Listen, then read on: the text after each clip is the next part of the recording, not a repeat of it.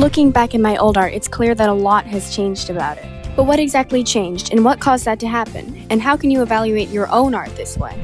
By the end of this video, all those questions will be answered for you as I redraw an old illustration to figure it out. And jumping right in, the artwork I chose to redraw was this one. I can see there are a lot of aspects of the illustration that I'm no longer satisfied with, which is good because it means I've improved since drawing this. And to ensure that the result will be something I'm happy with, I drew a warm-up board. But we'll talk about how you can do that at the end of the video. Now, once I had gotten a familiarity for the character again, I started drawing. One thing that changed a lot in my art is my ability to draw backgrounds, and I think that's a result of an artist I mentioned in a previous video, named 𝙲𝚞𝚎𝚗𝚝. So if you're struggling in an area of your art, sometimes it helps a lot if you find an artist that excels in that area, and that also gives you motivation to draw that thing. For me, this happened because I admired the backgrounds that the artist draws, and then wanted to replicate that same look. Let's explore the topic of which things helped my art to improve the most in the past year.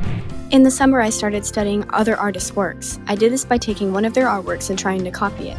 This is good to do because you spend time trying to understand how an artist makes certain things, and also getting a deeper understanding of why that's done. There's also nothing wrong with doing this as long as you don't end up posting it. The artists I think I did the most studies of were Blue Biscuit's Mayoko and I think Sam Does Arts.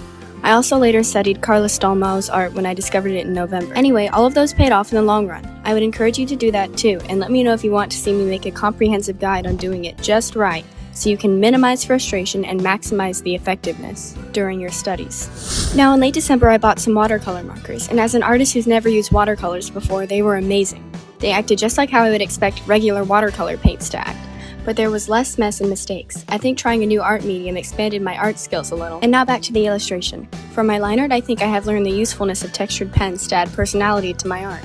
And I'm proud to show that my skills in that area have improved as well. Something I really struggled with all year round was perspective, but I improved some in that area when I took an online class in the fall. I encourage you to do this with your own art, no matter what time of the year it is. Just take an artwork you made a year ago and redraw it. Then look at what you've improved and what still needs to improve.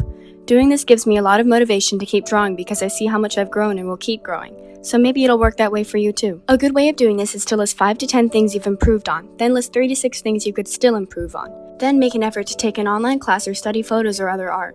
That way your growth rate will skyrocket. And if I can assist with any of your goals to improve, let me know what tutorial topics you might want to see me make. For the illustration, I spent a good amount of time shading the hair the way I've seen 𝚲𝚞𝚗𝚜 do before. This is something I recently added to my style. After that, I was pretty much finished except for a few subtle lighting effects. And now that the two illustrations are side by side, it's time to reflect on what I improved on and what still needs work. I think I improved a lot in perspective for the backgrounds, but I still need to work on some of that for the character. My skills in rendering have improved a lot too. I think some main things I should improve on for next year are foreshortening, hands, clothing folds, and poses. So maybe once every 2 months, but of course you can do them sooner in between. I'll find an art tutorial for one of these things. Then, once I've gotten a better idea of how that thing works, I can go on to study photos and other people's artworks. Once I began to focus on improving small areas of my art a few times a year, I improved very rapidly. I think everyone should be setting goals for themselves and taking strides to complete those goals, because it really works. And finally, I'm going to talk about the warm-up board I made. Getting into the habit of doing that definitely played a big role in the improvement of my art, so if you're interested in growing even faster, click the video right here at the top of the screen.